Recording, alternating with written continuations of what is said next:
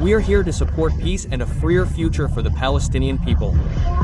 Let's pray for the war for all of you, and don't forget to subscribe to this channel after traveling all the way to Gaza. The joint operation involving Indonesian National Armed Forces, TNI, troops and local resistance elements in Gaza entered its most aggressive phase after the TNI Anoa led a direct assault on the IDF military water desalination plant.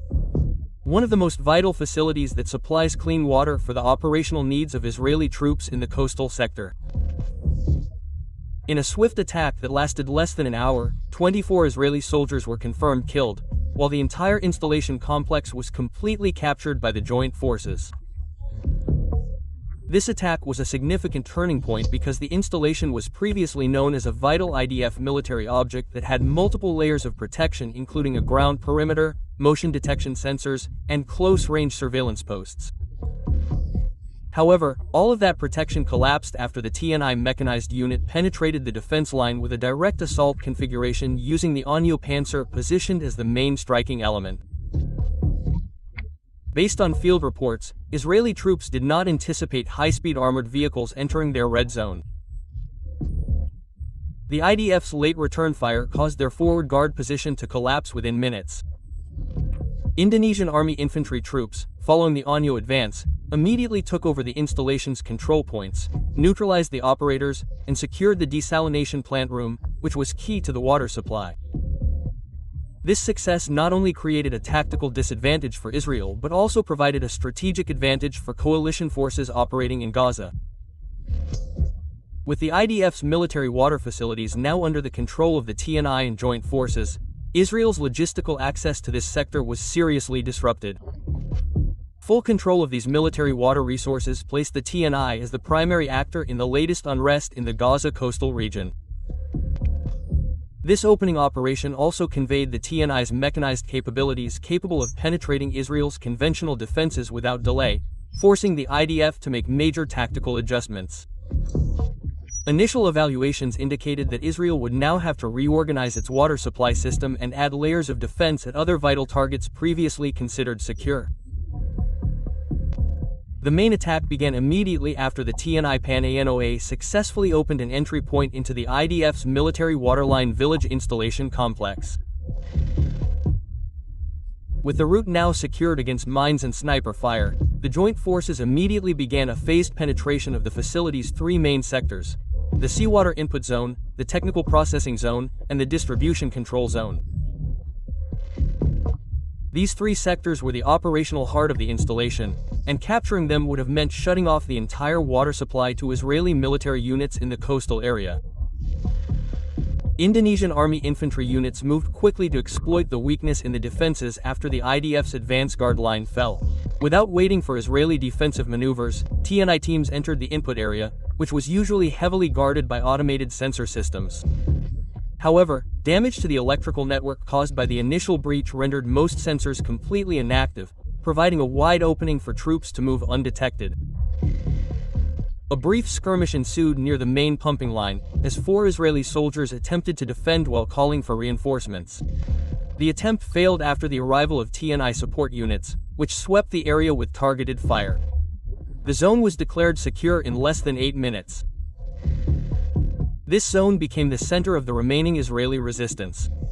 IDF troops defending in this area used desalination plant positions as cover, exploiting narrow spaces and technical passages to slow down TNI troops.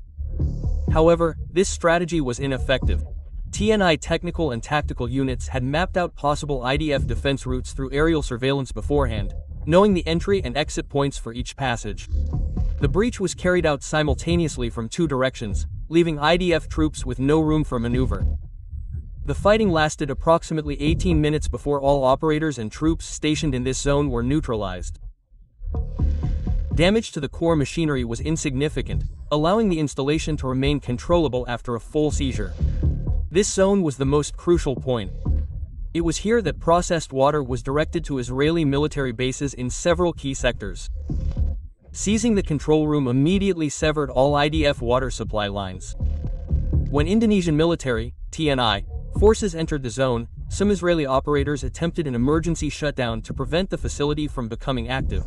However, this measure failed to cause significant damage due to the swiftness of the joint forces' attack. The distribution terminal was captured without permanent damage, ensuring full control of the water supply was now in the hands of coalition forces.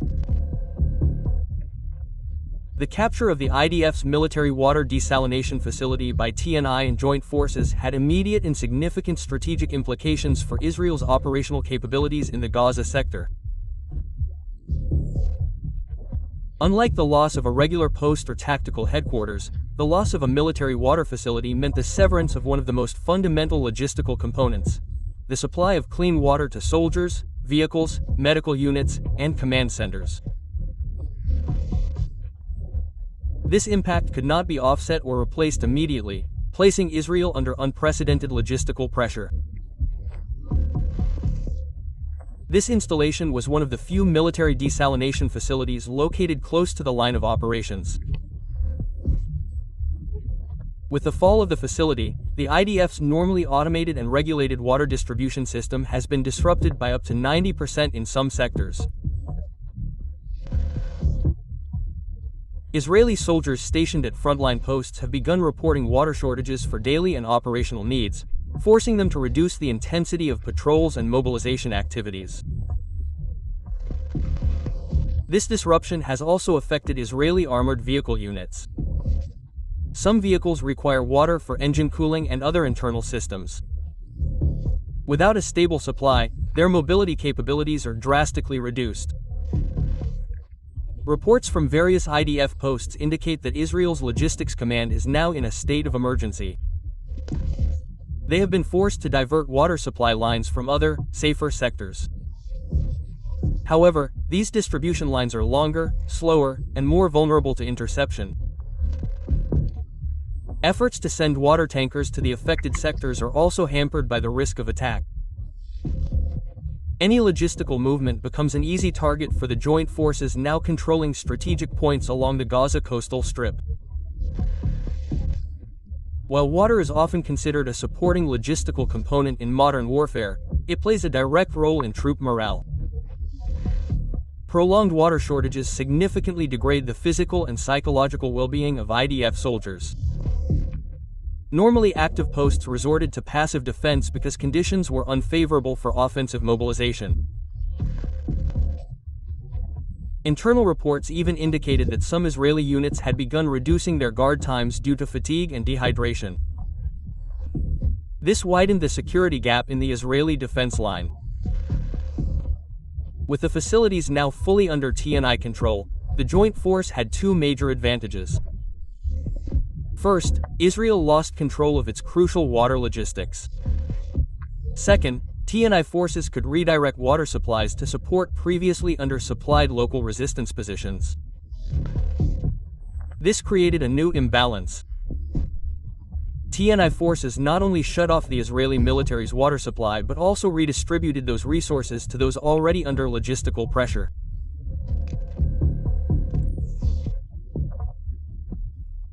Israel's reaction to the fall of the IDF's water desalination plant was swift at the command level but slow and chaotic on the ground. The Israeli Military and Logistics Command immediately launched an emergency response to formulate corrective measures. However, every option discussed ran into real obstacles.